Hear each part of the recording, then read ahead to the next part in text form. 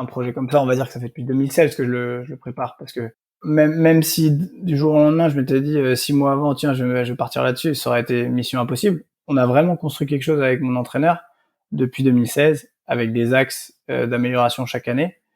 Et effectivement, nos 5 années de collaboration font que quand j'envisage plus sérieusement ce projet-là, il y a un an et demi, et que je lui en parle à mon entraîneur, il me dit ok, ben allons-y. Il y a quelques entraîneurs qui auraient peut-être dit non, mais t'y vas, mais sans moi, tu es fou. C'est montrer que la Bretagne, c'est une vraie terre de trail en France, avec déjà des spots très intéressants du point de vue du dénivelé, de la technicité et puis de la beauté des paysages. Et puis aussi faire de la Bretagne, montrer que la Bretagne c'est une terre de trail vis-à-vis aussi des pratiquants. Les Bretons par chez nous, le nombre de courses qu'il y a, c'est juste hallucinant. Le nombre de concurrents au départ de chaque course, c'est pareil, c'est des gros chiffres. Donc c'était sympa de pouvoir un peu mettre ça aussi, tout ça à l'honneur. Ah bah quand t'es au départ, non, il y a une énorme part d'incertitude. En plus moi, sur sa faisabilité, en plus moi j'avais annoncé direct la barre des 30 jours en disant que je voulais le faire en moins de 30 jours. Donc c'était un petit peu osé de ma part en disant voilà, c'est non seulement je veux le faire, mais je veux le faire en moins de 30 jours. Mais ça faisait partie aussi de ma démarche, dans le sens où voilà, moi je voulais que ça soit vraiment associé à de la course à pied, et ça l'était. C'était absolument pas de la marche. Et on a toujours une part d'incertitude au départ. Au départ, quand on se lance, moi j'étais assez émotif là sur le départ. Ça s'est pas trop vu. Il y a quand même beaucoup d'émotions à ce moment-là, parce que c'était l'aboutissement de beaucoup de choses. Mais voilà, ce mix, c'était à la fois l'aboutissement de beaucoup de choses, mais aussi beaucoup d'incertitudes qui allaient se présenter à moi.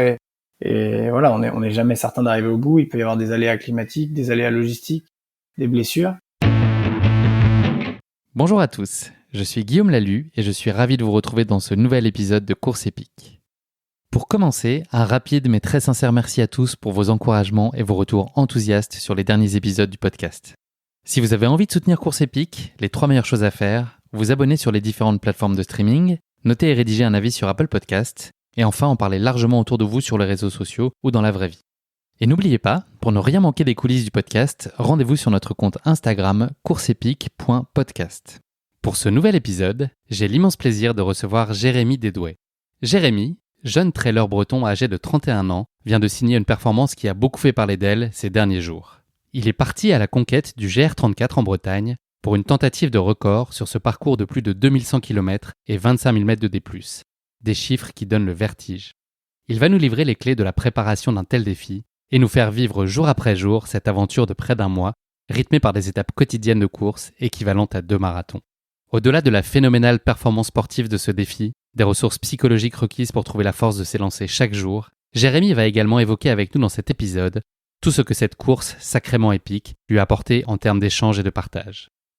Une rencontre exceptionnelle, à l'image de ce défi qu'il est tout autant.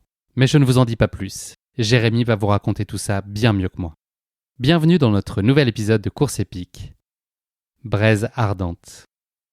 Bienvenue sur Course Épique, le podcast running et trail qui vous fait vivre dans chaque épisode une histoire de course inoubliable grâce au témoignage de son invité. Athlète émérite, coureur confirmé ou anonyme passionné, quand la légende d'une course et la destinée d'un coureur se rencontrent, c'est dans Course Épique qu'elle se raconte. Course Épique, c'est un invité, une course, une histoire hors du commun. Bonne écoute! Salut Jérémy, je suis ravi de te recevoir dans ce 38e épisode de Course Épique. Comment vas-tu ? Eh bien, merci Guillaume. Bah, écoute, ça va très très bien. Tu récupères bien ? Ce début de semaine, effectivement. Ouais, je récupère très bien. Très bonne jambe, donc c'est assez bluffant, donc c'est top. Génial. Jérémy, avant qu'on s'intéresse plus particulièrement à ton parcours sportif, est-ce que tu pourrais te présenter à nos auditeurs pour ceux qui ne te connaîtraient peut-être pas ? Absolument. Bah écoute, donc je m'appelle Jérémy Desdouais, j'ai 31 ans, je suis originaire du Morbihan en Bretagne Sud, où j'ai grandi. J'ai passé une partie de mes études entre Nantes, Lille et ensuite Nice, et donc je suis l'heureux papa d'une petite Léonie qui a actuellement 7 mois et donc qui avait 6 mois quand j'ai commencé mon périple autour du GR34. Donc voilà, en gros, dans les lignes. Un homme heureux, de ce que je comprends. Un homme très heureux. Est-ce que tu pourrais nous parler de ta relation au sport, Jérémy, des premiers sports que tu as pratiqués quand tu étais enfant puis ado? C'était quoi les sports vers lesquels tu t'es orienté à ce moment-là? Ouais, alors tout petit, j'ai fait un peu de judo, mais ça c'était juste pour me faire patienter avant le football qui est un peu une religion par chez nous en Bretagne et notamment en Bretagne Sud. Donc j'ai fait du football pendant 12 ans dans un club qui m'est cher et qui est le club de la ville dans laquelle j'ai grandi. C'est un club qui s'appelle l'US Montagnard et les puristes du football apprécieront parce que c'est un club qui a fait beaucoup d'aventures en Coupe de France Ouais, c'est notamment. ça ce que j'allais dire en Coupe de France. Ouais. Et donc c'est le seul maillot que j'ai d'ailleurs jamais porté officiellement. Donc j'étais gardien de but, donc j'arrêtais pas, on s'entraînait beaucoup. J'ai joué à un bon petit niveau, mais toujours en jeune. Et ensuite les études m'ont un peu écarté du football, la classe préparatoire notamment, qui permet pas énormément de temps pour les loisirs. Et donc classe préparatoire, ensuite grande école, et au sein de cette grande école, j'ai intégré une association qui s'appelle le Raid EDEC, et donc j'ai été président de cette association d'ailleurs, qui organise un raid d'aventure en fait dans l'ARPI niçois. Qui a l'air absolument génial. Je me suis Ouais, tâté pour m'inscrire cette année. Ça a l'air d'être un niveau assez relevé quand même de ce que j'ai pu alors voir sur le site. c'est une organisation étudiante, mais qui a toujours été tournée sur le haut niveau en raid d'aventure au niveau français, mais pas que d'ailleurs. Il y a souvent des équipes étrangères et qui est très exigeant. Et on se fait voilà toujours un plaisir à tracer ce raid d'aventure dans l'ARPI niçois, qui est un terrain de jeu juste magnifique. Et donc c'est une organisation assez sérieuse. Bon, on passe du bon temps quand même parce qu'on reste quand même des étudiants quand on l'organise, mais c'est là que j'ai un peu appréhendé aussi tout ce qui est raid d'aventure et puis par voie de conséquence trail, mais aussi VTT. Et donc c'est vraiment ça qui m'a mis le pied à l'étrier de ces sports nature. T'avais pas une appétence particulière pour le trail ou un héritage familial jusque-là? C'est vraiment autour de ce Red Deck et son organisation que t'as commencé à mettre les pieds dedans, c'est ça?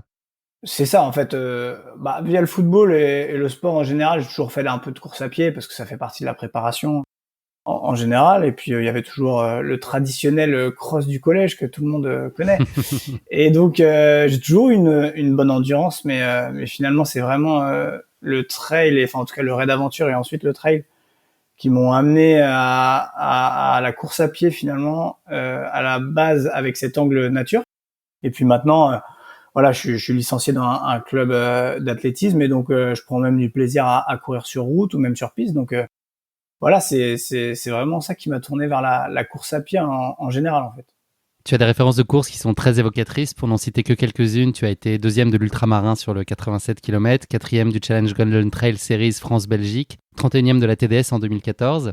Tu as également été sélectionné en équipe de Bretagne de trail en 2019 et dans le Team West Trail Tour pour la Diagonale des Fous en 2019. Bref, la liste est encore extrêmement longue. Hormis ton record sur le GR34 que nous allons très largement évoquer dans cet épisode, est-ce que tu pourrais nous parler d'un ou deux moments charnières de ta vie sportive jusqu'ici? Une course, une rencontre, un événement, peut-être même que c'est le Raid Edec. Enfin voilà, des moments qui ont peut-être fait basculer ta vie, ou en tout cas qui ont laissé une empreinte extrêmement durable. Ouais, je pense qu'il y a eu, j'en parle pas souvent, mais il y a eu mon premier trail quand même qui était Gap en Cime. Je crois que c'était 2012 ou 2013. Gap en Cime qui est une super épreuve d'ailleurs. Et ça c'est un ami à moi qui s'appelle Pierre et qui se reconnaîtra, qui m'y a amené, qui m'y a un peu traîné presque. Et c'est quelle distance ce Gap en Cime? C'était ouais, j'ai pas envie de dire de bêtises, ça remonte quand même. C'est Mais du c'était court? c'était peut-être un 50, 60 km avec vraiment pas mal de dénivelé et des paysages hyper sympas. Et en fait, sur cette première épreuve, je m'étais préparé, mais rien à voir avec ce que je peux faire aujourd'hui. Et j'avais fait quand même une honorable 60e place, il y avait du monde au départ, donc c'est ça qui m'avait fait, je m'étais dit, ouais, pas mal quand même pour... Il y a peut-être un truc à faire. Ouais, exactement. Donc en fait, ça, c'était une course qui m'a marqué, c'est vraiment une de mes toutes premières. Et ensuite, ouais, effectivement, la TDS, ça, c'était un gros truc. En plus, je m'entraînais, en 2014, je m'entraînais tout seul dans mon petit coin. Donc ça m'avait marqué 18h40 pour faire les 120 km à l'époque de la TDS. J'en avais pris plein les yeux dans le Beaufortin. Et une super position en plus comme récompense à l'arrivée. Ouais, une 31e place, franchement, sur mon premier vrai ultra montagnard. Franchement, quand t'es en plus à Chamonix, à Courmayeur, à ce moment-là de l'année, il y a quelque chose qui se passe, quoi. C'est un petit peu magique. Et ensuite, en moment charnière, je dirais 2016, où voilà, j'ai première licence au CIMA Pays d'Auray, qui est mon club d'athlétisme encore actuel. Et ma rencontre avec Sébastien Pinault, qui est le coach de on va dire du groupe endurance, et qui voilà, c'est devenu mon coach personnel désormais. Et ça a été charnière parce qu'on a dès lors travaillé ensemble pour progresser avec différents axes chaque année. Faire de moi un coureur plus complet. J'ai toujours eu des bonnes aptitudes musculaires et une bonne endurance, mais il fallait travailler la vitesse, il fallait travailler d'autres secteurs. Et super intéressant cette collaboration qu'on a ensemble. C'est vraiment le coach qu'il me faut et qu'il me fallait en plus. C'est pas un coach qui est très directif, c'est plutôt quelqu'un qui va être un guide finalement. Tu veux atteindre tel objectif, bah écoute, je te donne la recette pour au moins prétendre à atteindre cet objectif. Et ça, je trouve, c'est vraiment une approche.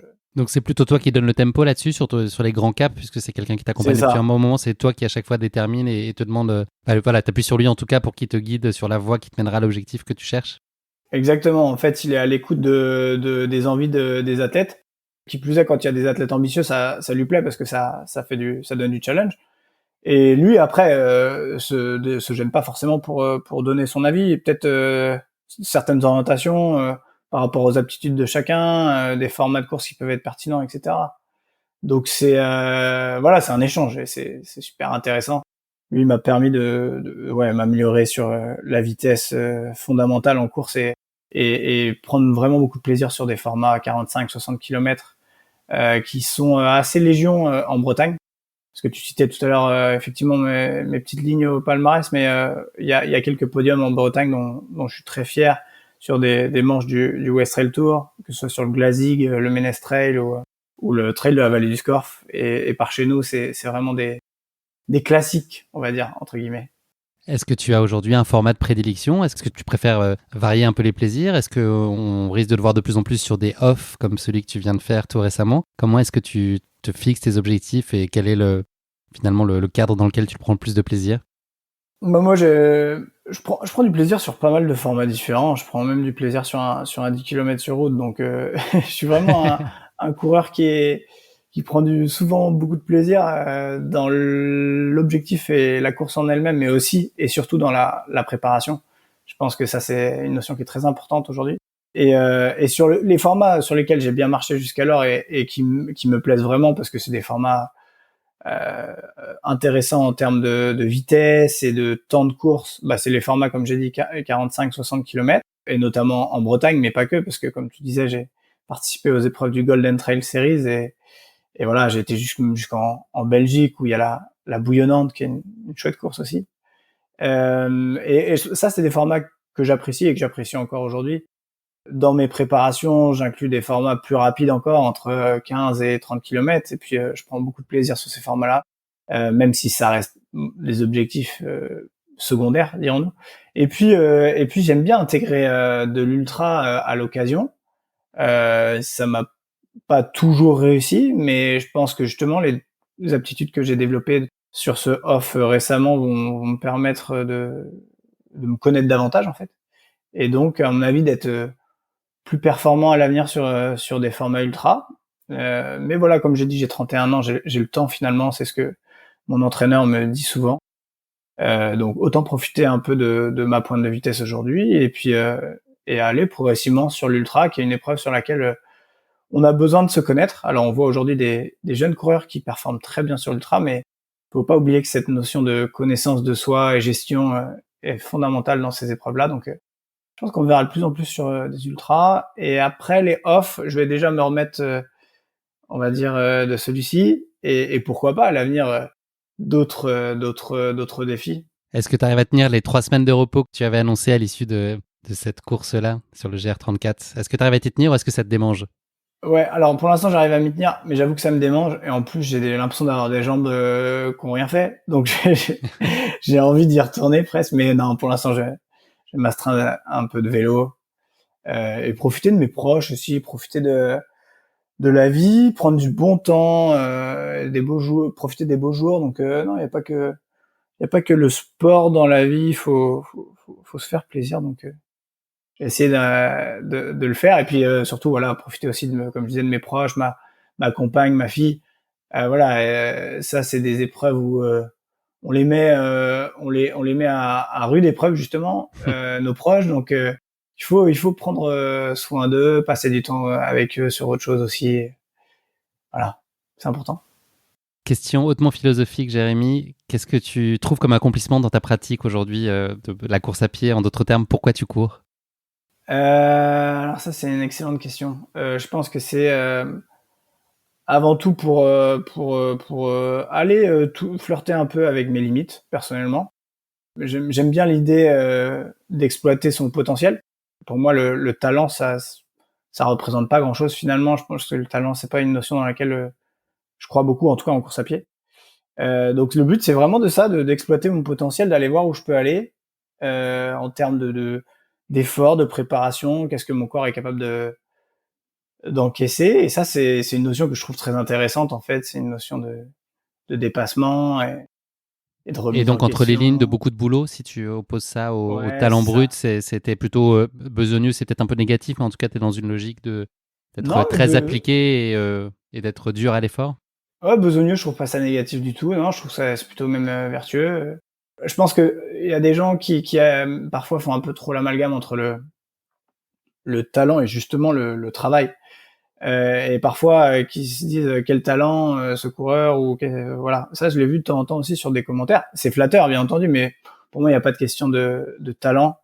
Je pense que dans toutes les disciplines, quand on atteint des belles choses, c'est beaucoup de travail. Et ça, c'est des vertus et des valeurs que j'apprécie beaucoup et je trouve qu'ils sont sympas à transmettre, notamment aux plus jeunes. Et moi, je pense à ça par rapport à ma petite fille. Je trouve que c'est des bons exemples à avoir, c'est-à-dire d'aller chercher Hmm. ce qu'on veut obtenir. Et je pense qu'on n'a jamais rien sans rien. Donc, il n'y a pas de notion de chance ou de talent où les choses tombent comme ça d'elles-mêmes. Non, je pense que quand on veut atteindre quelque chose, un objectif aussi difficile et exigeant soit-il, faut se retrousser les manches et puis charbonner.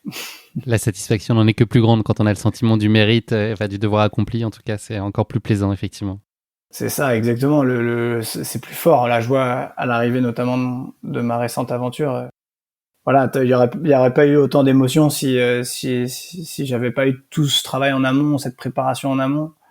Voilà, on se donne à 100% pour ensuite, l'espace d'un instant sur cette ligne d'arrivée, récolter un petit peu les fruits de tout cet engagement et ces sacrifices. Donc Tu vis ça justement comme des concessions? Est-ce que tu as l'impression que tu sacrifies des choses ou est-ce que c'est pour toi justement, c'est tellement dans la construction et c'est partie prenante de l'objectif ultime que tu t'accordes que finalement tu le vis pas comme des choses que tu mets de côté ou qui viennent peut-être déséquilibrer le reste de ta vie et enfin, qui te mobilisent en tout cas beaucoup? Est-ce que tu as l'impression de faire des concessions ou pour toi c'est un exercice imposé et donc finalement tu poses pas tellement la question? bah, en fait, oui, il y a des sacrifices, oui, il y a des concessions, mais je le vois pas négativement. Je pense que ça fait, comme tu disais, partie d'une construction. Et un peu, voilà, l'expression un peu simpliste, c'est voilà, il n'y a pas d'omelette sans casser d'œufs. Donc ouais, forcément, il y a des petits sacrifices, des petites choses à mettre en place et des choses qui sont pas toujours plaisantes, c'est sûr, mais ouais, ça fait vraiment partie de la construction. C'est comme ça grâce à ça, on apprécie encore davantage le résultat en fait. C'est l'heure de la petite pause auto-diagnostic, Jérémy. Est-ce que tu pourrais nous parler de ce que tu considères être tes points forts, que ce soit d'un point de vue physique ou mental, mais également tes éventuels points d'amélioration? Ou est-ce que tu penses qu'il y a encore des perspectives de progression? Ouais, point fort physique. Je pense bon bah ça c'est un point que j'ai découvert. Donc, on savait que j'étais assez fort là-dessus, mais ouais musculairement je suis costaud. Du coup musculairement ça va bien longtemps. Donc ça c'est une chance. Après point fort encore, je pense c'est le mental. Le mental de se dire voilà quand je suis concentré sur un objectif sur lequel je suis à 100%.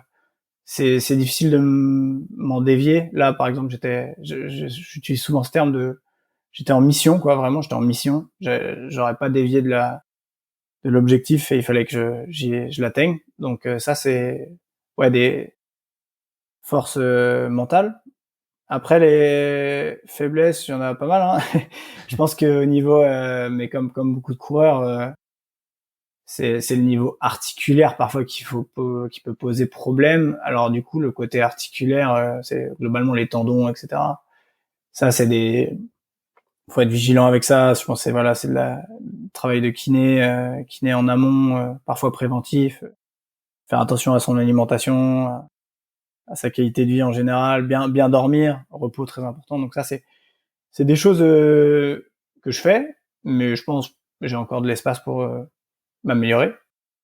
Et puis un autre point d'amélioration, mais là je pense qu'on va donner beaucoup de cartes à mes futurs adversaires en course à pied, mais c'est pas grave. De toute façon, dans le monde du trail, on est là pour Donne des faux défauts peut-être pour semer le trouble. Non, là c'est un vrai défaut, c'est que et je le dis souvent, je suis très mauvais au 3e quart. Donc je dis ça, c'est genre la première moitié, je vais toujours être bien parce que c'est la première moitié, je suis concentré, etc. Et j'ai toujours un petit moment de flottement sur le 3e quart de chaque compétition, chaque course, quand on y est presque sans y être encore, c'est ça? C'est exactement ça. Mais bon, comme je disais, je pense que c'est une demi-carte parce que je pense que je suis pas le seul. C'est toujours ce petit ventre mou là qui est compliqué à gérer mentalement, mais bon, ça fait partie des choses. Et je pense qu'en fait de connaître cette faiblesse, ça nous permet de mettre des choses en place lors des épreuves, lors des aventures pour justement pallier à cette problématique. Merci beaucoup pour cette introduction, Jérémy. On va passer désormais à notre séquence de la basket chinoise, un format de portrait chinois version sportif qui va nous permettre de continuer à mieux te connaître. Première question de cette basket chinoise. Si tu étais un personnage de fiction, qui serait-il? Alors ça, c'est facile.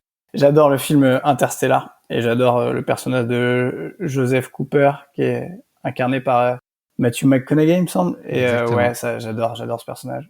Qu'est-ce qu'il représente à tes yeux? Quels sont ses attributs?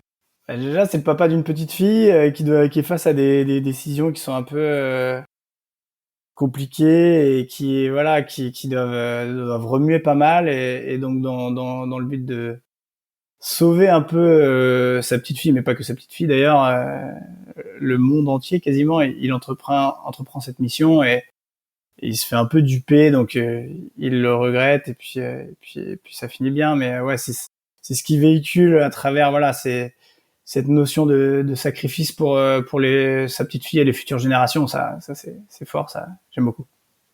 Un grand classique du cinéma, effectivement. C'est Christopher Nolan, je pense, si je dis pas de bêtises, qui a réalisé Interstellar. Exactement, Interstellar. Ouais. Souvent dans ma playlist sur le GR34 d'ailleurs, les musiques de ce film. Ok. Hans Zimmer, je recommande. Ah bah oui, forcément. Oui. Très bien. Bah écoute, on enchaîne avec la deuxième question. Si tu étais un animal, qui serait-il? Alors j'ai choisi un oiseau et qui plus est un macaremoine. Alors macaremoine, je sais pas si tout le monde connaît, mais en tout cas c'est un peu le perroquet de Bretagne. C'est un superbe petit oiseau qui est généralement dans des endroits assez inaccessibles d'ailleurs. Dans les 7 îles notamment, on le retrouve. J'ai eu la chance d'aller en Islande aussi. On en retrouve là-bas aussi en Islande, là sur des falaises un peu escarpées. Donc voilà, j'ai choisi déjà un oiseau parce que pour moi ça représente la liberté. Et ça c'est une notion que je trouve fabuleuse quand on choisit un animal, justement, c'est cette notion de liberté, de pouvoir se déplacer librement comme ça. Je pense que d'ailleurs c'est une vertu que je reconnais au trail et que j'aime beaucoup, c'est cette liberté qu'on peut avoir dans la pratique. Donc un oiseau, et puis en plus qui plus est un oiseau assez symbolique de nos côtes bretonnes, parce que je suis un petit peu chauvin. Et le macaremoine, c'est un chouette petit oiseau. Très question de cette basket chinoise. Est-ce qu'il y a un sportif ou une sportive qui serait une source d'inspiration pour toi? Ouais. Julien Alaphilippe, je suis très très très fan de Julien Alaphilippe. Je pense que quand on parle de besogneux, de travailleurs, Julien Alaphilippe, moi je suis très très fan et j'épluche à chaque fois toutes les vidéos qui sortent sur son entraînement, sur sa personnalité. Je trouve que c'est quelqu'un de très attachant et qui véhicule beaucoup d'émotions et j'aime beaucoup ce coureur. Est-ce qu'il va gagner le Tour un jour, tu penses? Joker. Merci beaucoup, Jérémy, d'être prêté au jeu de la basket chinoise. Le moment est venu de parler de ta course épique, ton record sur le GR34.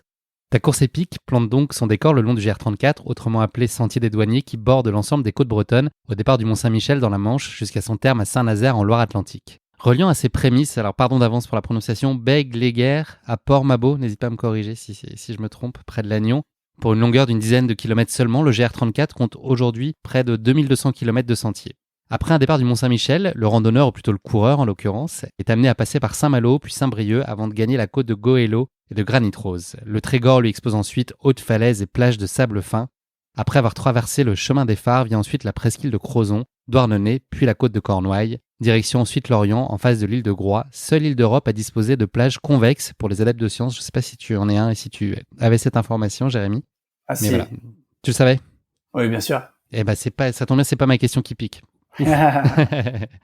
Et ensuite, place au golfe du Morbihan, au parc régional de la Brière, la ville de Saint-Nazaire, bien connue pour ses industries navales qui donnèrent naissance aux navires de légende tels que le Normandie, le France et plus récemment le Harmony of the Seas.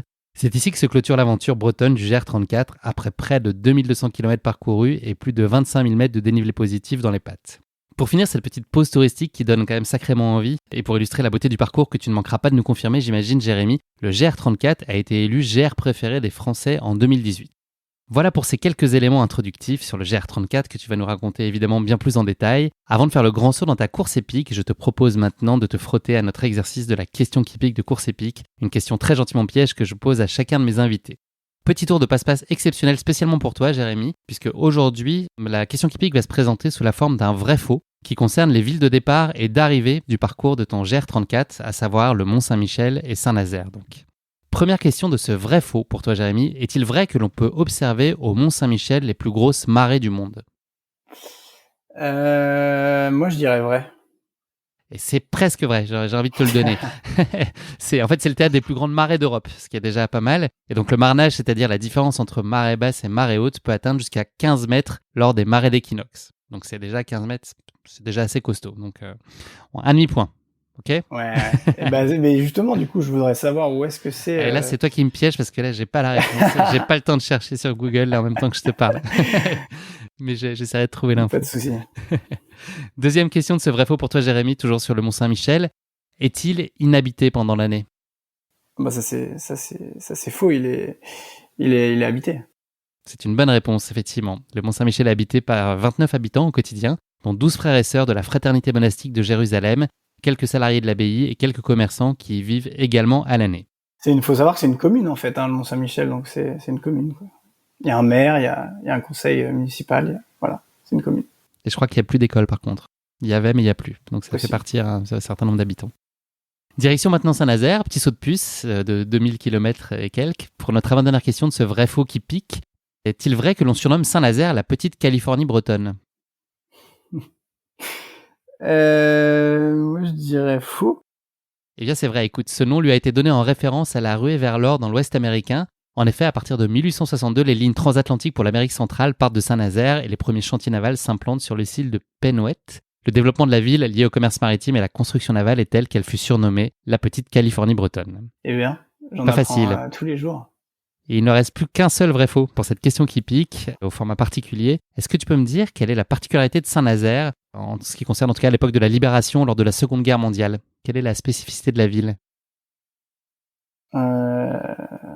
Pas évident. Ça concerne la Libération, la période de Libération.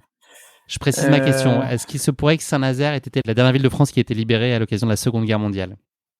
Ouais, possible, ouais, ça doit être ça. Effectivement. Ouais, elle a été la dernière ville de France libérée, puisque, contrairement à ce qu'on peut penser, toute la France n'a pas été libérée en 1944, ni le 8 mai 45, qui est la date de la capitulation allemande. 130 000 Nazériens restaient encore à cette époque piégés par le retrait des troupes allemandes. Après les événements de 44 et les victoires alliées, 30 000 soldats allemands se sont en effet enfermés dans la ville portuaire. Ils ne déposeront les armes que le 11 mai 45, soit 3 jours après la signature de la reddition de la poche de Saint-Nazaire et 9 mois après le reste de la France. Voilà. Donc c'est assez étonnant, mais c'est la dernière ville qui a été libérée en France à l'occasion de la Seconde Guerre mondiale. Magnifique. J'ai été très mauvais.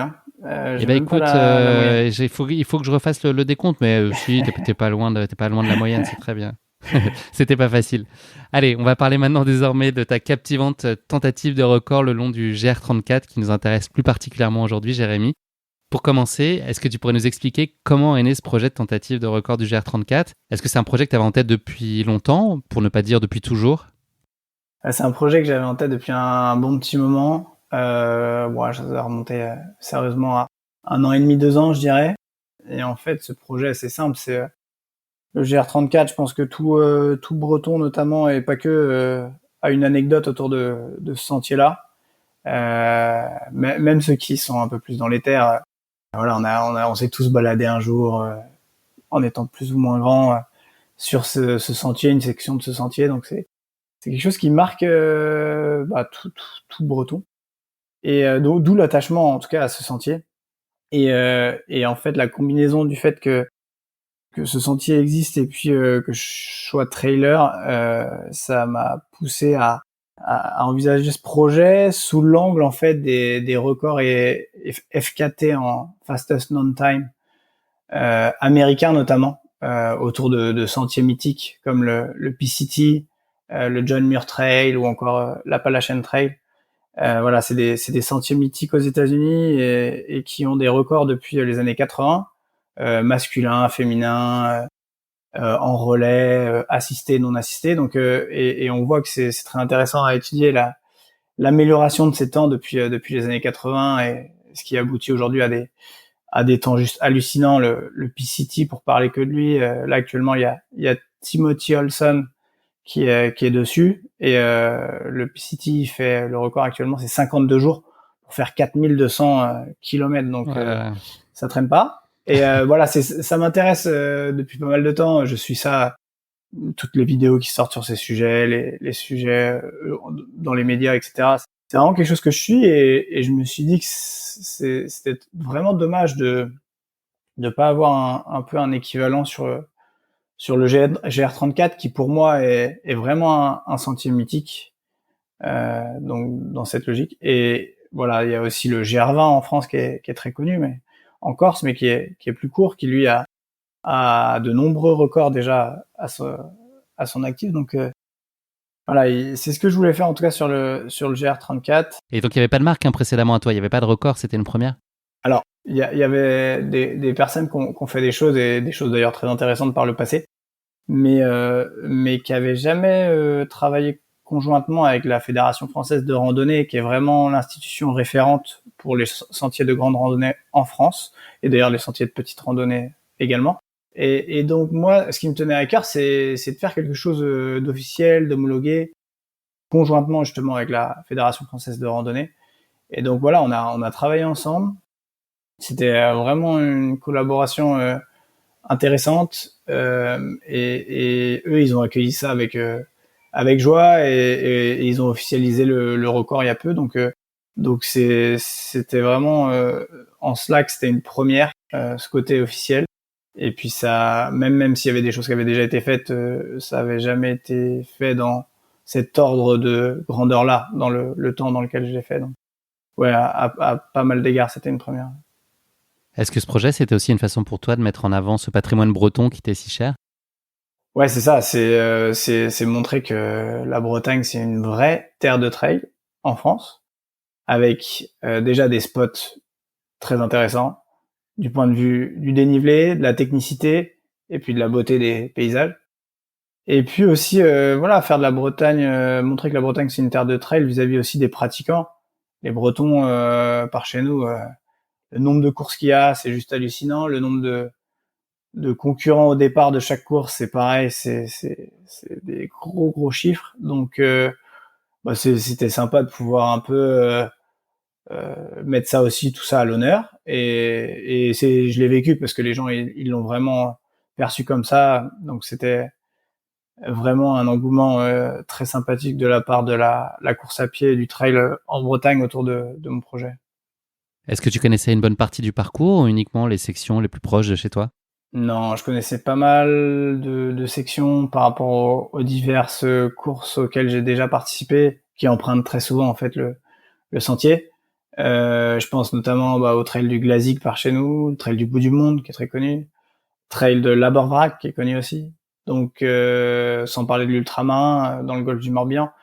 Donc en mettant tout ça bout à bout, plus quelques week-ends de reconnaissance, plus des petits week-ends de randonnée, etc. Je pense que je connaissais entre 25 et 30% du sentier. Maintenant, restait à effectuer le trait d'union et la continuité entre tous ces points. Mais voilà, heureusement, il y avait une partie de découverte, sinon ça aurait pas été marrant. La préparation physique pour ce type de défi, elle doit être très spécifique. Est-ce que tu peux nous en donner les grandes lignes? Combien de temps avant tu l'as démarré?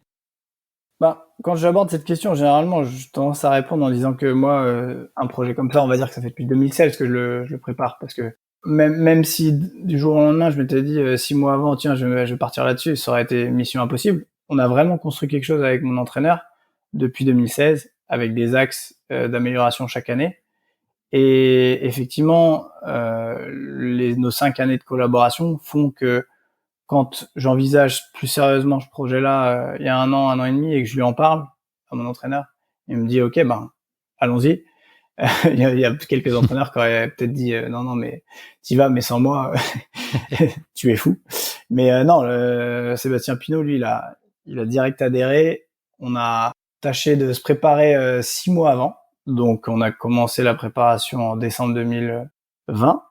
Et donc 6 mois avant, on s'est préparé avec un gros bloc de vitesse au début, parce qu'on aborde toujours comme ça nos objectifs en travaillant la vitesse, le moteur, la VMA sur piste, mais aussi du travail au seuil. Donc le seuil, c'est des fractionnés un peu plus longs que le travail de VMA qui va être des fractionnés plus courts sur piste notamment.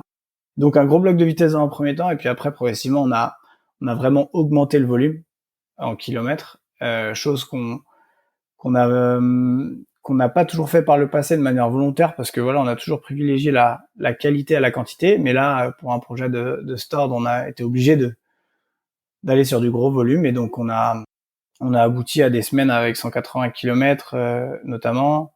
On a rajouté un peu de vélo aussi, mais voilà, l'entraînement s'est construit autour de toujours un peu la même structure, des séances de qualité entrecoupées de footing, et puis une grosse sortie longue le week-end. Parfois on a fait des journées avec 2 entraînements, un le matin, un l'après-midi ou le soir.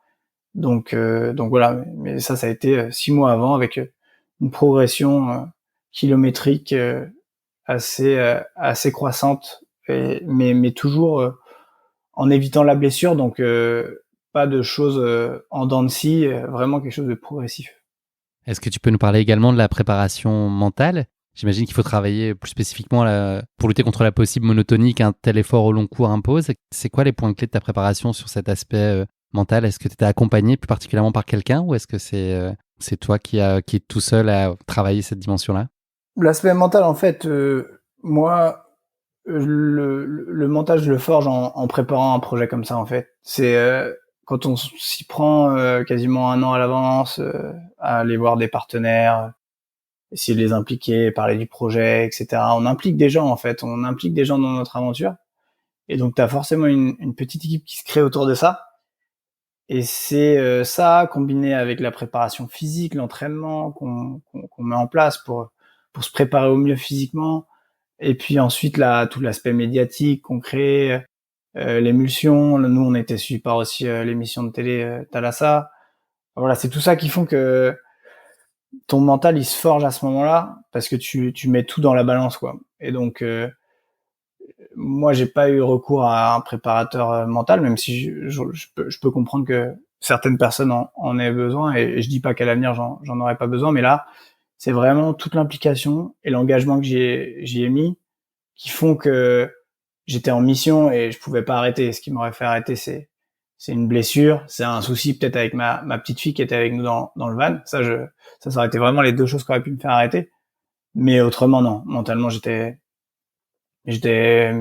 en mission, j'étais programmé pour le faire. Donc après, pour casser la monotonie, il faut mettre en place des choses. Moi, j'écoute pas mal de musique, très diversifiée d'ailleurs. Je pense que l'application sur laquelle j'écoute tout ça, elle doit pas comprendre ce que j'écoute d'ailleurs.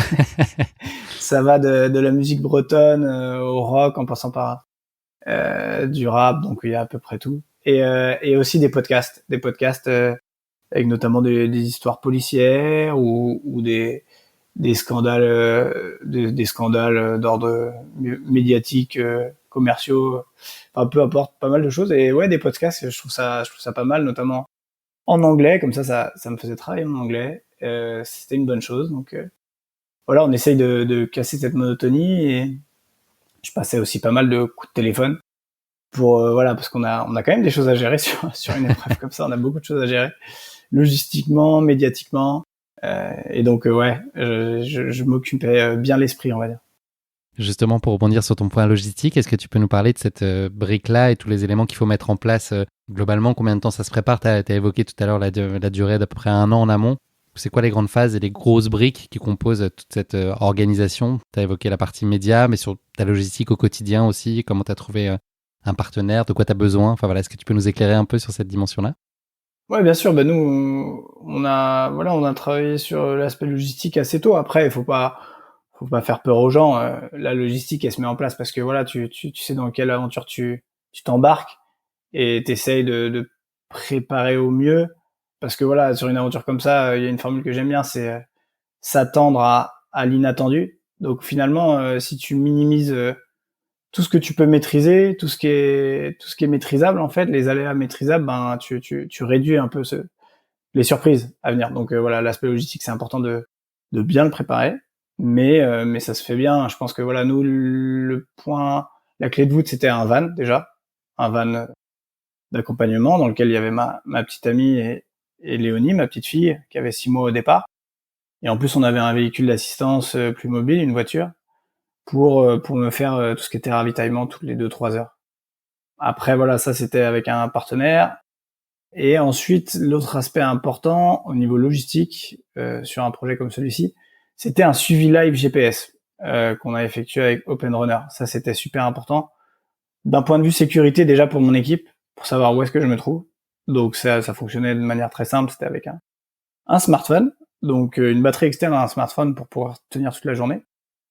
Et donc ce suivi permet, voilà, d'un point de vue sécurité, d'être serein, mais il y avait ce double aspect aussi de partager au maximum avec les gens qui étaient intéressés par mon aventure et faire en sorte qu'ils puissent me voir, venir me voir sur le tracé, partager quelques kilomètres avec moi, venir me taper dans la main. Voilà, ça c'était chouette, mais il y avait un double aspect, un aspect partage et un aspect sécurité, on va dire. Est-ce que tu avais prévu au kilomètre près chacune des étapes de la course ou est-ce qu'il y avait une part d'imprévu et où chaque point d'arrêt était clairement établi à l'avance? Non, justement, en fait, ça rejoint aussi un peu ta question de tout à l'heure sur la préparation mentale. Sur un projet comme celui-ci, mais aussi sur des courses plus ou moins longues. D'ailleurs, moi, ce que j'ai l'habitude de faire, c'est segmenter les choses en petites portions. Et donc, nous, là, dans cette logique, on était vraiment au jour le jour. Alors, on savait qu'on avait 2100 km, précisément, c'est 2134 km. On avait précisément ce kilométrage à effectuer. Donc, si on regarde tout de suite le sommet de la montagne, on va dire, là, en l'occurrence, les 2134 km, ça peut paraître décourageant. Et je pense que c'est pas la bonne manière de le faire. Donc c'est pour ça que nous, on voyait ça au jour le jour.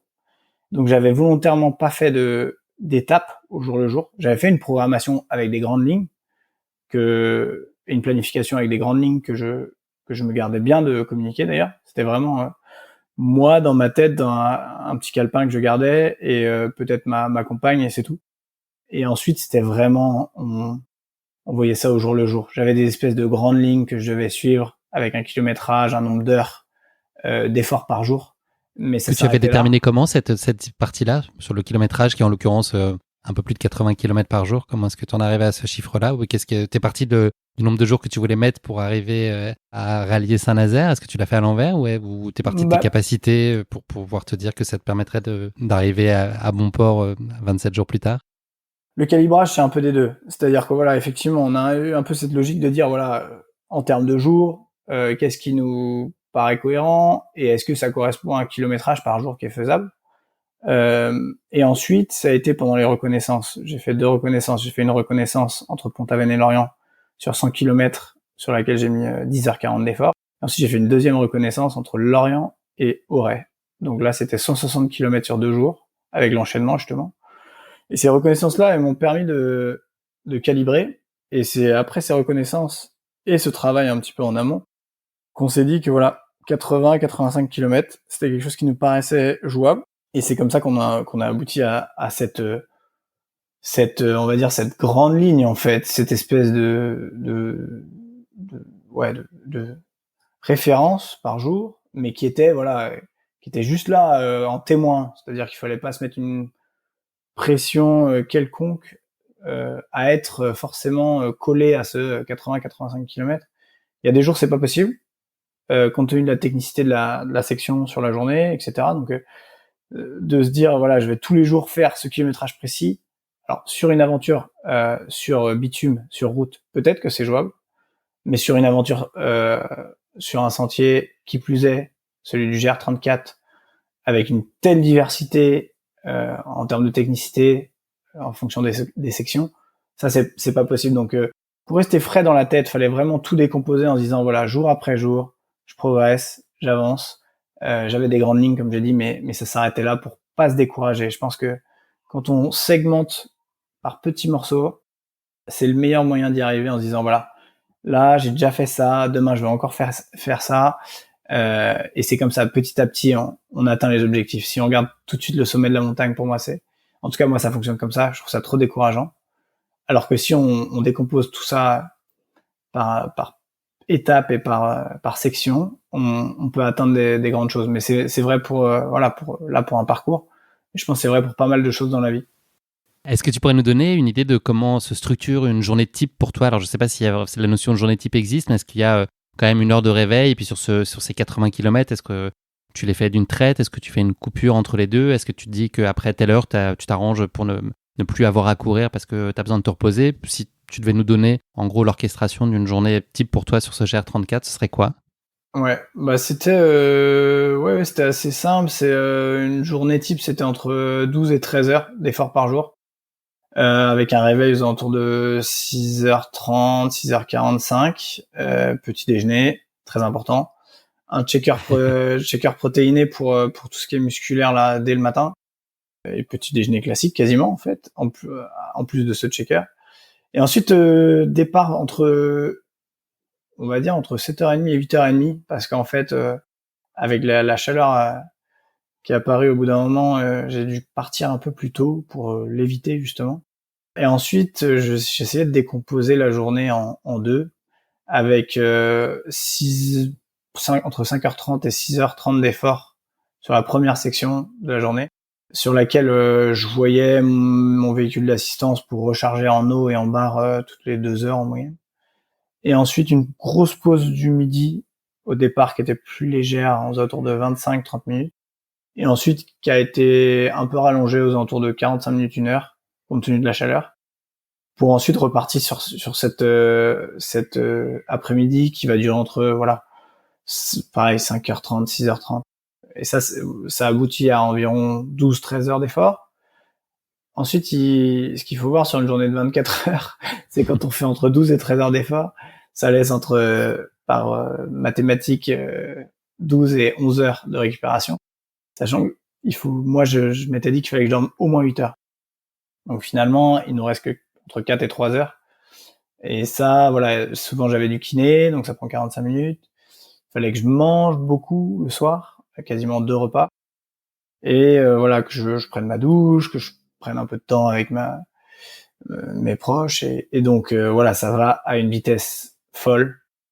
Donc, nous, c'est comme ça qu'on avait réfléchi les journées. Ça va être intéressant de voir à l'avenir si des personnes veulent relever le défi, comment eux abordent cette gestion du temps, en fait, cette gestion de la journée. Je pense qu'on peut être créatif là-dessus et il y a d'autres manières de faire. Mais en tout cas, nous, c'est comme ça qu'on l'avait décomposé. Est-ce que tu perçois cette tentative de record comme un défi qui est à ta mesure, ou est-ce qu'il y a une part d'incertitude malgré tout en toi sur sa faisabilité? Ah bah quand t'es au départ, non, il y a une énorme part d'incertitude. En plus, moi, sur sa faisabilité, moi j'avais annoncé direct la barre des 30 jours en disant que je voulais le faire en moins de 30 jours. Donc c'était un petit peu osé de ma part en disant voilà, c'est non seulement je veux le faire, mais je veux le faire en moins de 30 jours. Mais ça faisait partie aussi de ma démarche, dans le sens où moi je voulais que ça soit vraiment associé à de la course à pied, et ça l'était.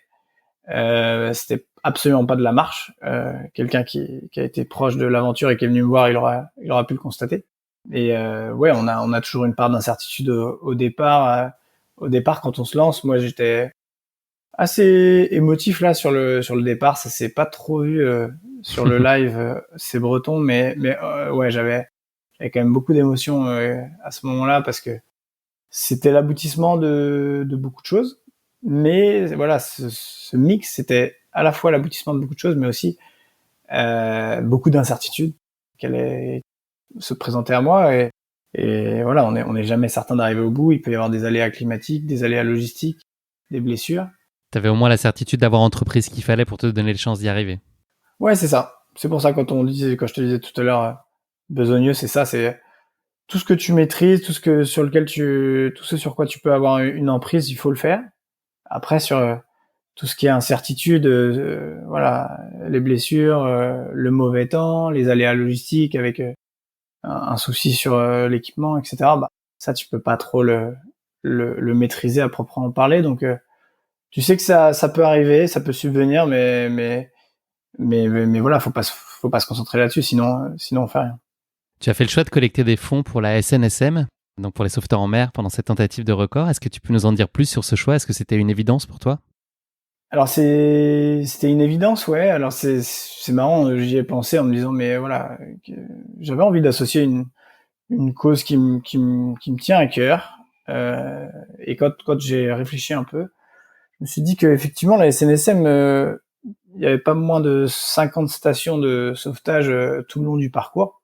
Donc en fait, on les voit constamment, les vedettes SNSM, le local SNSM est dans chaque port. Donc c'est quelque chose qu'on ne peut pas rater en plus avec leur couleur reconnaissable orange et souvent vert. Donc ça, on les voit partout et c'est généralement des belles unités. Donc moi, ça me tenait à cœur. J'ai toujours navigué avec ma famille étant plus jeune et notamment dans le golfe du Morbihan.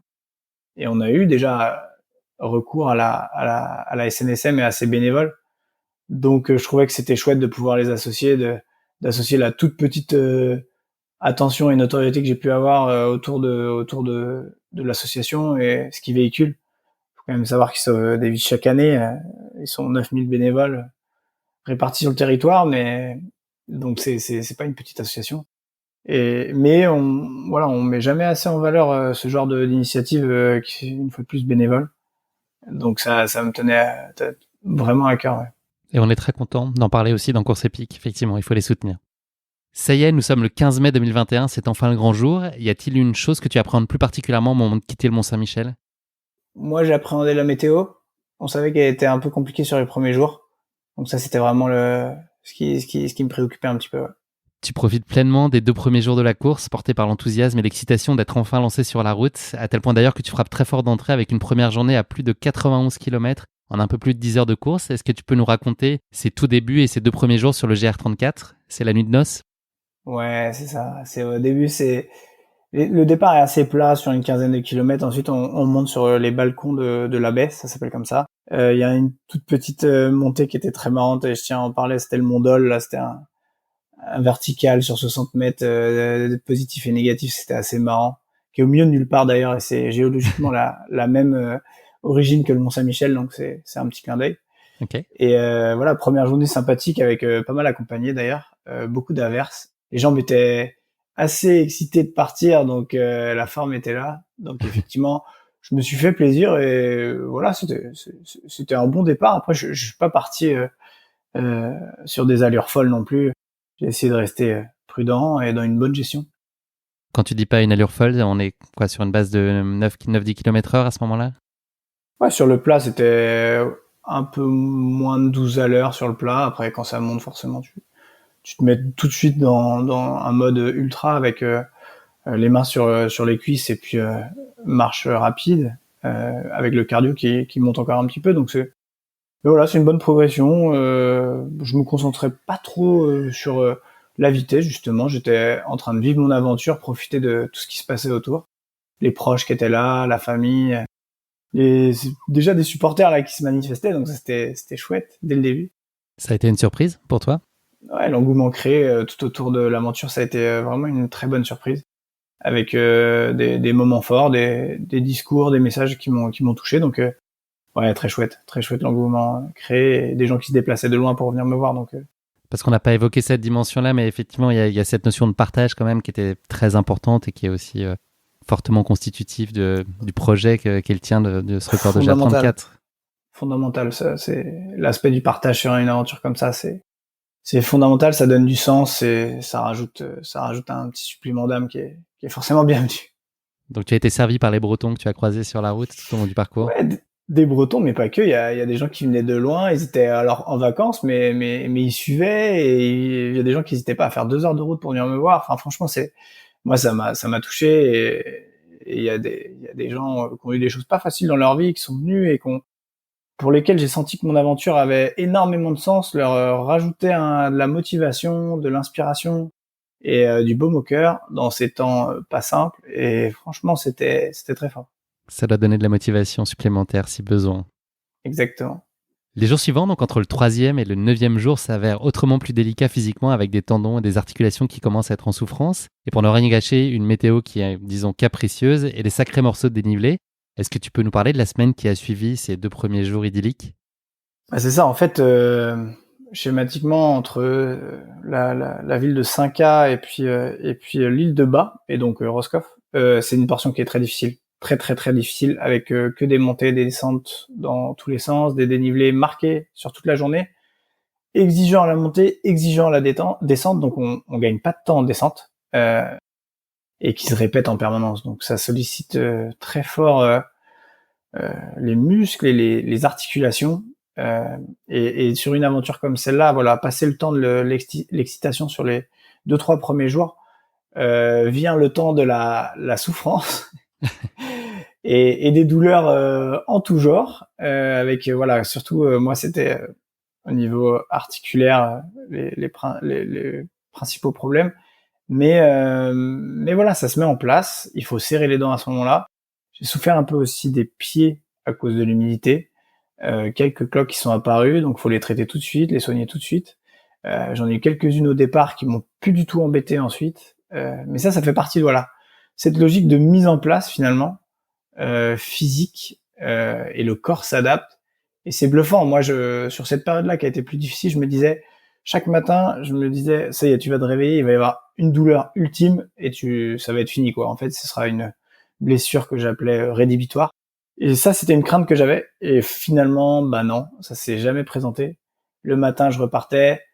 Les 5-10 premières minutes, c'est toujours compliqué, mais petit à petit, on recommence à essayer la petite foulée, et puis en fait, on se chauffe, et puis ça se remet en place, et puis c'est reparti. La mécanique redémarre, et ouais, c'est bluffant de voir ça. Le corps est une sacrée machine. Et donc tu en prends plein les articulations, mais quand même aussi plein les yeux, et c'est un peu ta récompense, c'est la côte d'émeraude et la côte de granit rose en face de toi qui t'émerveillent, je pense, à chaque instant. Ouais, la côte d'émeraude, côte de granit rose, c'est magnifique. Il y a des baies dans tous les sens, donc en fonction des marées montantes, descendantes, on a des étendues de sable à perte de vue, d'un blanc immaculé, l'eau qui est turquoise, et malgré voilà les averses que je subissais, c'était une alternance permanente de pluie, de soleil, et en fait ça mettait tout en contraste. Donc la pluie elle faisait ressortir, l'humidité faisait ressortir avec le soleil toutes les couleurs. Ouais, c'est quelque chose de magnifique. Et cette côte-là, bah voilà, comme je disais, c'est très technique, mais voilà, la technicité fait partie de l'ensemble. Et on a des portions magnifiques, notamment je pense à l'approche de Cinca, je pense à Ploumanac, je pense à l'approche de Ilion aussi. C'est des terrains super joueurs avec quelques petites remontées de rivières, avec des dénivelés très très joueurs. Donc mais fabuleux, franchement fabuleux. Et tu aimes jouer, donc tu as de quoi jouer. Je suis très joueur, un peu moins en fin de journée quand même. Puis ensuite, une nouvelle étape de la course à compter du jour 10 avec l'amorce du Finistère Nord et un physique, tu nous l'as dit, qui commence à se remettre progressivement en ordre. Tu es dans de meilleures dispositions, donc à ce moment-là, en dépit du météo qui est toujours assez défavorable, c'est toujours un peu compliqué les conditions. C'est ça. En fait, une fois que ça s'est mis en place, ce qui est marrant, c'est que par exemple, j'avais des chevilles qui gonflaient, des petits pépins à droite à gauche, avec des portions au niveau de mes jambes qui étaient un peu gonflées. Et puis en fait, ça s'est dégonflé au bout d'un moment. Donc ça, c'est grâce aussi aux soins des kinés, au massage de ma copine quand les kinés n'étaient pas là, et la mise en place aussi dont je parlais. Une fois que ça s'est mis en place, aux alentours du 9-10e jour, ça allait beaucoup mieux. Alors voilà, je vais pas mentir, on peut pas tenir un 15 à l'heure pendant 3 heures à ce moment-là, ça c'est impossible. Mais on peut tenir une petite foulée qui nous permet de progresser régulièrement. Et donc là, arrivé dans le Finistère Nord, le problème ça a été le vent sur 2-3 jours, où là j'avais des journées avec des rafales à 100 km/h pleine face. parce que j'étais orienté ouest à ce moment-là. Et ouais, ça c'était compliqué parce que j'avais des sections un peu plus planes. Le terrain était un peu moins joueur à l'approche des abers, le pays des abers. Mais malgré tout, ben j'ai pas pu sur certaines journées réaliser le kilométrage souhaité à cause de ça. Mais voilà, je gardais le moral. Le soutien à ce moment-là était incroyable. Alors Côte d'Armor, j'étais très bien accueilli, les Vilaines aussi. Mais Finistère, ça a été quelque chose de mémorable avec des campings qui voulaient nous accueillir le midi pour organiser un barbecue, voilà, Ça ressemble à un traquenard, ça. apéritif pour Tu mes repars proches, jamais. tout ça. Donc non, moi j'ai mangé un petit peu de ce qu'ils avaient fait par politesse et en soi c'était très bon. Mais je me suis cantonné à voilà ma salade de pâtes et mon quinoa parce que il fallait repartir l'après-midi. Tu arrives le 12e jour à la Pointe Sainte-Mathieu après 900 km, une étape qui est très symbolique pour toi. Est-ce que tu peux nous raconter pourquoi? Et tu peux d'ailleurs compter ce jour-là sur un comité d'accueil qui est assez festif, si j'ai bien compris. Ouais, la Pointe Saint-Mathieu, c'est important parce que bon, c'est un endroit que j'aime beaucoup grâce au Trail du bout du monde. Hein. Enfin, c'est une super organisation, c'est une super course. Je pense qu'il est assez connu d'ailleurs, même en dehors de la Bretagne. Et cette pointe, elle est magnifique. Il y a un phare qui est assez majestueux. Et cette pointe-là, ça voulait vraiment dire que je commençais à m'orienter sud-est, on va dire. Donc c'est voilà, c'est un peu que des changements de cap significatifs. Et ouais, effectivement, dans ce coin-là, j'ai été accueilli par un club local VTT Trail d'Iroise, je crois, qui m'ont accueilli Bombarde et Cornemuse juste après la Pointe Saint-Mathieu. Il y avait ma compagne, il y avait Léonie, il y avait Théo, le vidéaste qui nous accompagnait et assistant, et tout le monde était là. C'était un chouette moment, ouais, avec beaucoup d'émotions. Une fois de plus. Tu l'as brièvement évoqué tout à l'heure avec le kiné. Est-ce que tu es suivi médicalement? Comment ça se passe au quotidien? Est-ce que tu es accompagné, soigné? Est-ce qu'on te questionne pour savoir si tout va bien de façon quotidienne?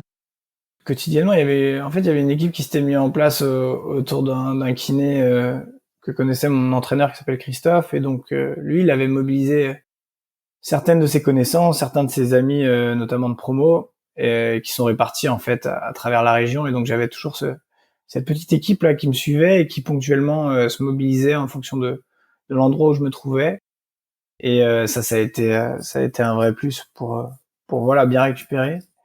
Mais ils ont aussi donné pas mal de conseils à ma compagne qui était là, et donc le soir, en plus d'être une super chef logistique, elle se transformait un peu en kiné parfois, et me faisait les massages de récup sous les conseils avisés de cette petite équipe de kiné. Donc voilà, c'est le suivi médical, ça se contentait de ça, sachant que j'avais aussi mon kiné Lorientais, que je salue, Étienne, qui m'a beaucoup aidé en amont notamment, et quand j'étais dans la section morbihannaise.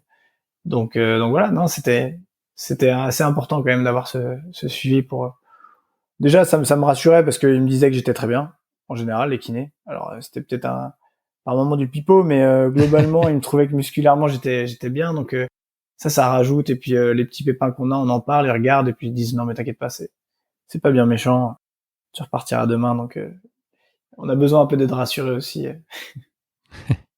Tu passes les 14e et 15e jours sur la presqu'île de Crozon où tu vis un moment d'émerveillement particulier au Cap de la Chèvre. Crozon qui marque également le passage des 1000 km du GR34. Comment est-ce que tu as vécu ces moments sur la presqu'île?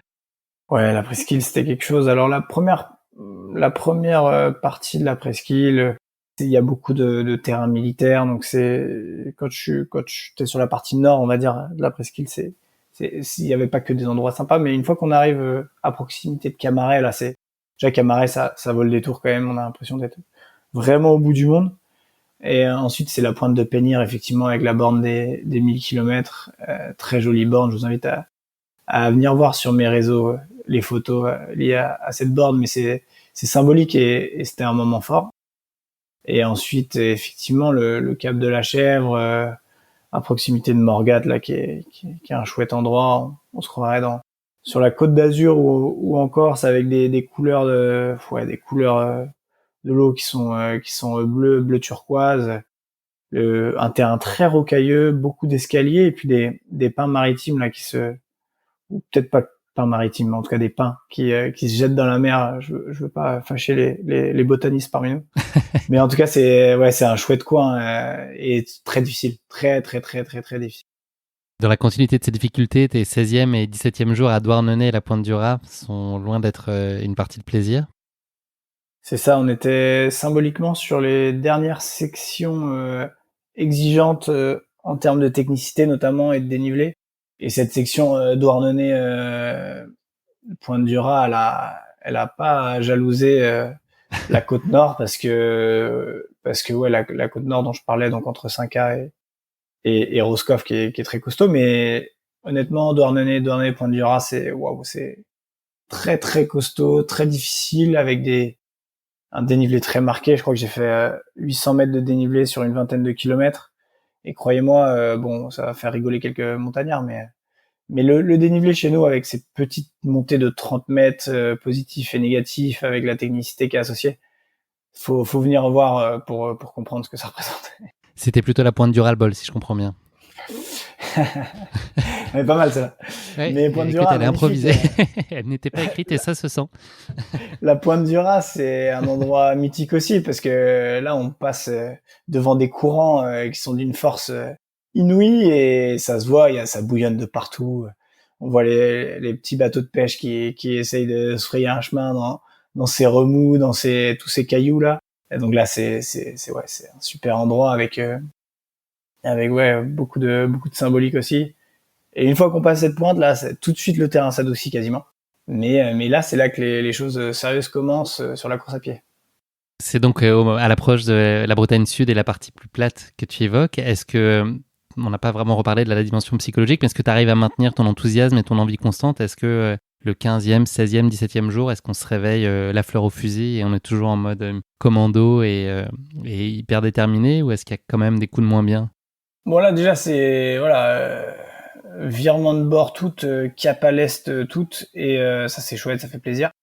Après on est conscient d'avoir derrière nous un gros morceau en termes de technicité et de dénivelé, mais à partir de ce moment-là, bon ben il faut encore avoir des jambes pour courir toute la journée, littéralement courir toute la journée. Croyez-moi, après autant de kilomètres, après 1000, 1300, 1400, 1500 kilomètres, faire des journées entières en courant, bon, quand je courais bien, c'était du 9-10 km heure. Et il fallait vraiment se mobiliser pour ça. Et c'est pas facile. Il faut encore avoir les muscles et les jambes qui répondent. La tête, elle restait motivée. Voilà, il y a des moments plus durs que d'autres.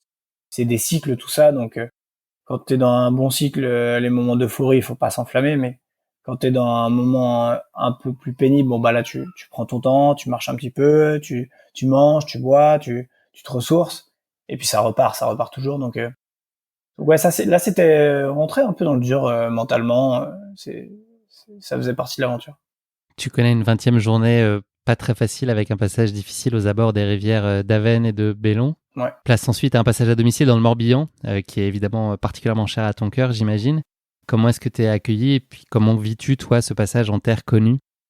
Bon, déjà, comme je le disais, Pont-Aven-Lorient, c'était une section que j'avais reconnue. Alors, c'est une chose de reconnaître une section sur une journée, même sur 100 km, en étant frais et l'aborder quand on a 20 jours dans les pattes. Donc ouais, la technicité du coin, la remontée des rivières de l'Avesnes et du Bellon, c'était très costaud. En plus, faut savoir que la physionomie des lieux fait que on voit constamment la rive d'en face, alors qu'on la franchira que dans 20 km. Donc moralement, il y a mieux, mais c'est magnifique. Donc le paysage compense largement. Et donc oui, l'approche de voilà le Pouldu, la fin du Finistère, la traversée de la Laïta, là, ça a été des moments très forts parce que j'arrivais dans mon Morbihan natal et dans des terrains et des sentiers que je connais par cœur. Donc là, ça a été très très fort. L'accueil a été magnifique. Beaucoup de proches, les gendarmes, les pompiers, les policiers, ils venaient tous à ma rencontre, c'était incroyable. Et donc je les salue. Et surtout, voilà, ce qui a été fort, ça a été la venue de certains joueurs de l'équipe première de mon club de cœur, l'US Montagnard, dont je parlais précédemment.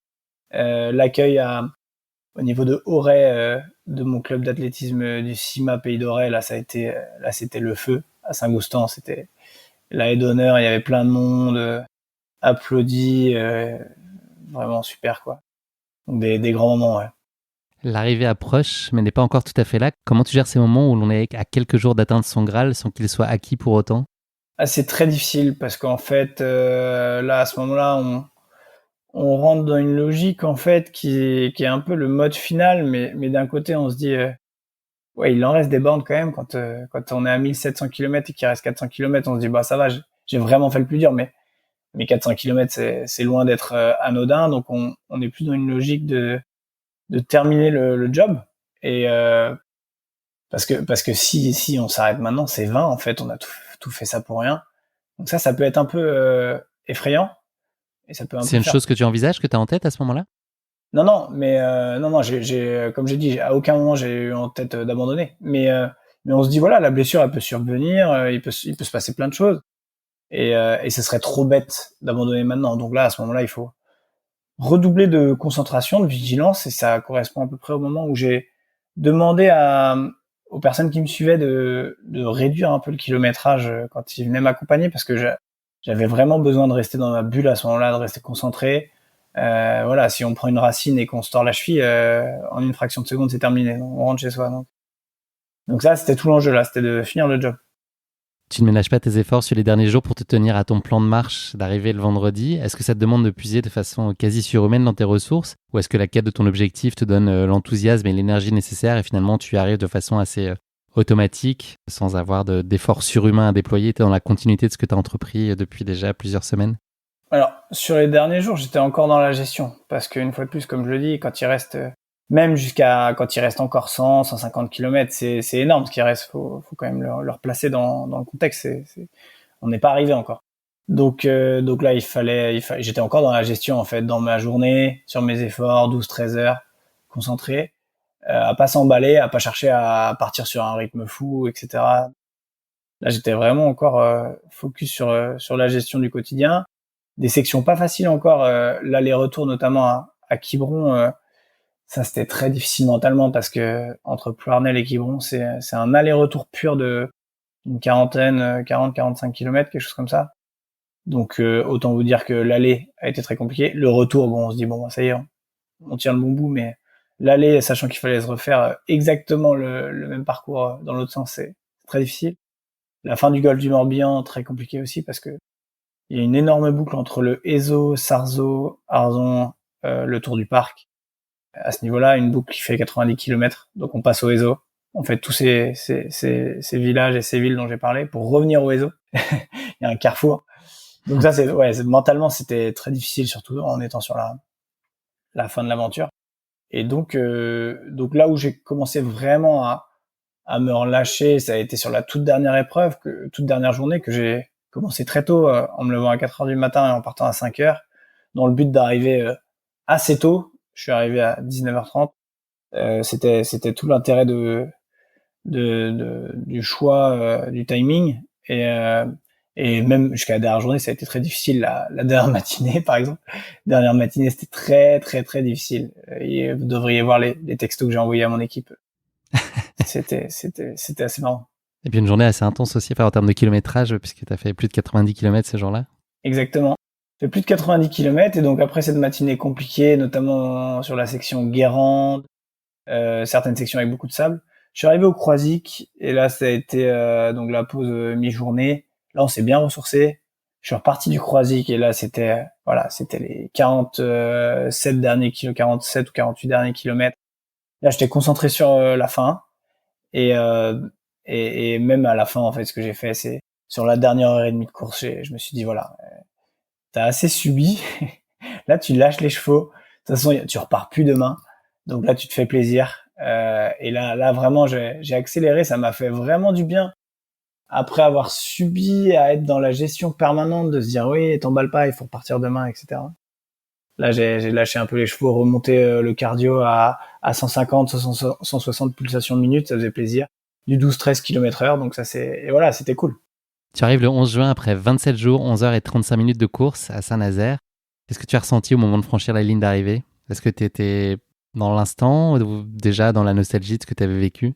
Ouais, bah, de toute façon, dans les 30 derniers kilomètres, j'étais voilà, je repensais à tout ce qui s'était passé. C'était beaucoup d'émotions. Je pensais beaucoup à ma fille, en fait, qui est toute petite, mais je me disais, voilà, dans quelques années, elle sera en âge de comprendre ce qu'on a fait ensemble. Et ouais, c'était fort. Et donc, ouais, les derniers kilomètres, j'y ai beaucoup pensé. J'ai été très bien accueilli à Saint-Nazaire par les services des sports, la SNSM locale, les clubs de trail local aussi.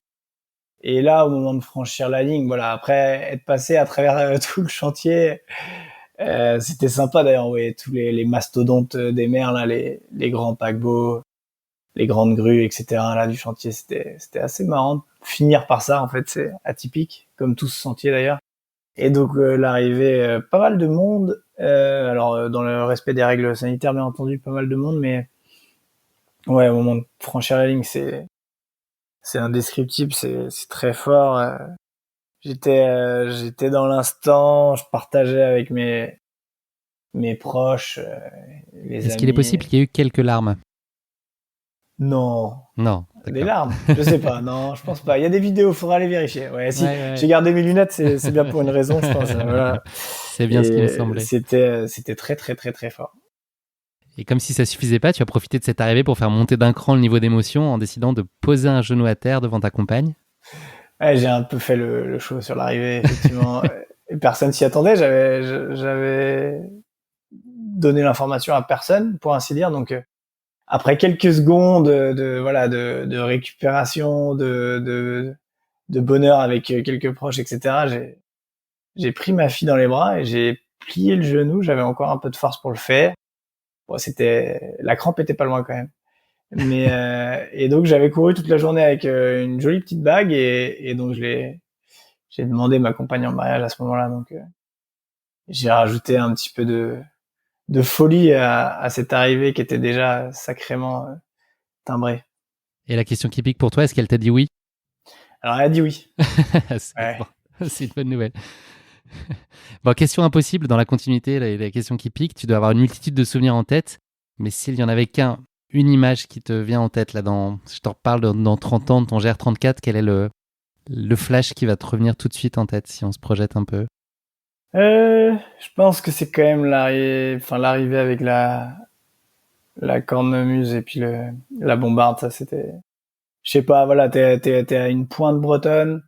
Il y avait toute cette atmosphère là qui était très spéciale de la pointe Saint-Mathieu, la rade de Brest qui est là, et puis voilà la cornemuse et puis la bombarde là, c'était costaud là. Là c'était, il s'est passé quelque chose à ce moment-là. Vous le verrez dans le film. Il y a un film qui va sortir normalement sur l'aventure et là Théo il s'est fait plaisir, il en a pas raté une miette donc vous verrez tout. A posteriori, qu'est-ce qui t'a paru le plus difficile à gérer sur ce défi? Plus dur à gérer sur ce défi, c'est sans nul doute, c'est l'enchaînement en fait. C'est voilà, tous les matins de se réveiller, d'y aller. Comme je dis, j'étais en mission, mais même si t'es en mission, c'est dur. Donc il faut t'extirper du lit. Ta mobilité est extrêmement réduite, donc ça rajoute à la difficulté. Dans un endroit qui est assez exigu, donc le van Black Sheep, qui était tout confort hein, là-dessus, il y a aucun doute, mais ça reste un endroit exigu pour vivre à 3 adultes et un enfant. Et donc pour se déplacer là-dedans, c'était très compliqué. Et donc c'est l'enchaînement tous les jours de se mobiliser, d'y retourner. Et c'est compliqué, mais c'est ce qui fait que à la fin tu profites en te disant voilà j'ai été capable d'aller de surmonter tous ces obstacles-là, de rester mobilisé. Et c'est toute la beauté de cet enchaînement là d'autant de kilomètres, autant d'efforts, autant d'heures d'efforts par jour, autant d'énergie en fait dépensée. Ouais, c'est ce qui fait que t'apprécies à la fin. Qu'est-ce que ce record t'a appris sur toi? Qu'est-ce qui est différent dans le Jérémy d'aujourd'hui avec celui de mi-mai? Qu'est-ce qui a changé? Ah bah en connaissance de soi, c'est fort quand même que ce soit sur le point de vue psychologique, mental et puis sur le point de vue physique.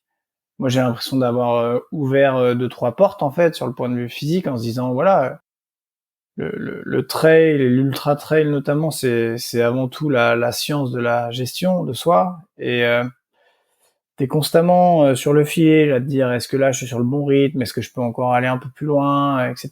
Et je pense que parfois l'esprit se limite un petit peu en sous-estimant les facultés du corps, en se disant non mais là je vais en garder un peu sous le pied parce que ouais on a déjà fait beaucoup de kilomètres, beaucoup d'heures, etc.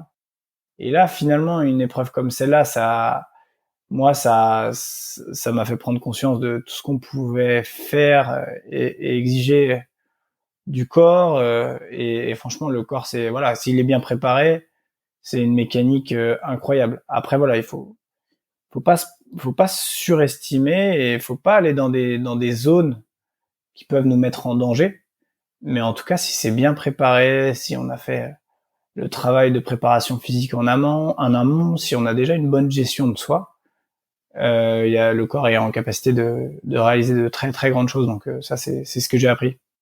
Merci beaucoup Jérémy pour ce récit absolument passionnant. On va parler maintenant un petit peu d'avenir. Est-ce que tu as des défis sportifs qui sont prévus au cours des prochains mois? Là, tu es encore en phase de récup, mais est-ce que tu as déjà un horizon sur la fin de l'année et le début d'année 2022?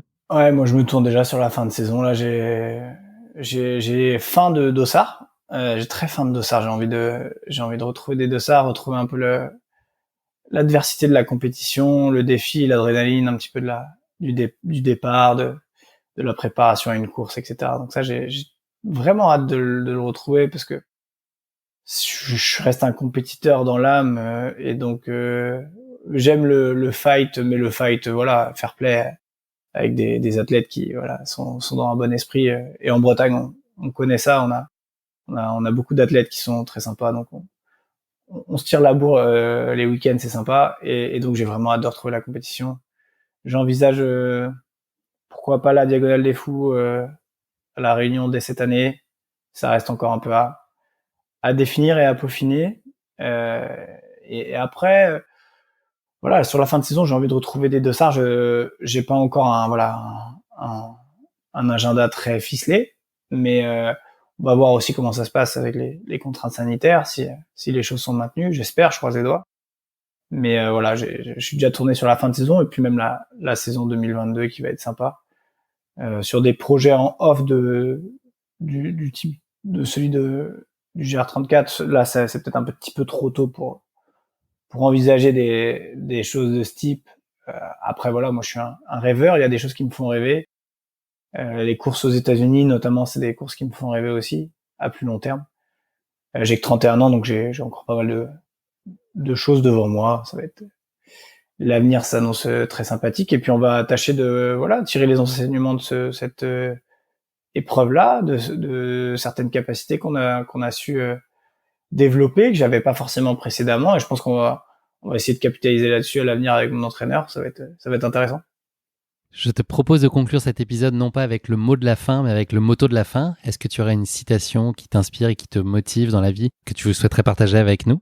Alors ouais, j'ai une citation de Boris Vian et qui dit ce paysage ne nous appartient pas, nous l'empruntons à nos enfants. En fait, j'aime beaucoup cette citation parce qu'elle voilà, elle nous amène à réfléchir un peu sur notre environnement. Et là, en l'occurrence, bon ben, c'est vrai que le GR34, c'est un super environnement qu'il est important de préserver et protéger, mais en bonne intelligence, afin de pouvoir le transmettre, parce que voilà, faut pas être égoïste. Ce qui importe, c'est les générations futures. Donc, j'invite tout le monde à la réflexion autour de cette petite citation.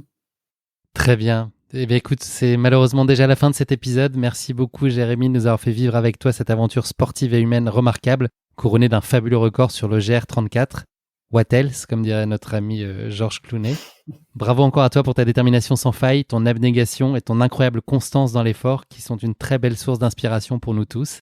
Merci encore pour nos échanges, Jérémy. Je te souhaite beaucoup de bonheur et de réussite pour tes futurs projets, à commencer par ton mariage à venir. N'oublie pas de nous envoyer le faire-part pour que tous les auditeurs de Course Épique puissent venir. On amène la bombarde, on s'occupe de mettre une grosse ambiance pendant la fête de ton mariage. Et voilà, merci encore pour ton temps et je suis ravi qu'on ait pu échanger autour de ce record qui, je pense, fascine beaucoup de monde et qui a suscité l'intérêt déjà de beaucoup d'auditeurs qui avaient très envie de t'écouter. Donc je suis ravi et privilégié d'avoir pu recueillir ton témoignage. Bah écoute, non, merci à toi Guillaume, merci de m'avoir invité. Et puis un tout petit mot pour finir, j'invite tous ceux qui l'ont pas encore fait à aller participer à la cagnotte qu'on a mis en place avec la SNSM. Voilà, la cagnotte est déjà à 2500 €, c'est énorme. Je pensais pas atteindre ces niveaux-là, donc. Mais c'est jamais trop pour des bénévoles et SNSM, donc je vous invite à vous rendre sur le lien qui est dans ma bio. Clic, ouais, je mettrai le lien dans la description de l'épisode. Et effectivement, j'invite tout le monde à soutenir la SNSM. Effectivement. Merci. Salut Jérémy, à bientôt. Merci, à bientôt Guillaume. À bientôt. Merci à tous de nous avoir suivis, j'espère que cet épisode vous a plu. Pour ne manquer aucun épisode, n'oubliez pas de vous abonner sur les différentes plateformes de streaming. Et si le cœur vous en dit, n'hésitez pas à mettre le maximum d'étoiles sur iTunes, cela aidera Course Épique à se faire connaître plus largement encore. Merci et à très bientôt pour notre prochain épisode de Course Épique.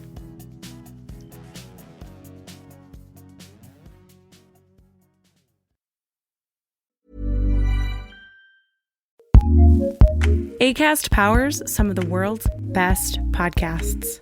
Here's a show we recommend. I'm Ned Fulmer. I'm Ariel. We're from The Try Guys, and we have a new podcast called Baby Steps. It's an irreverent parenting podcast because parenting is not perfect. We just had a newborn, baby Finn. I got pooped on. Ariel has pink eye. I don't have pink eye. We talk to some experts. We even bring you 4 a.m. thoughts from our garden. Oh my gosh, it's literally 4 a.m. Just to go back here, I thought I got poop in my eye. Yeah. And that causes pink eye. Parenting is a mess. We're a mess. You're a mess. Join us every Sunday. Listen to Baby Steps on Acast or wherever you get your podcasts. Acast recommends.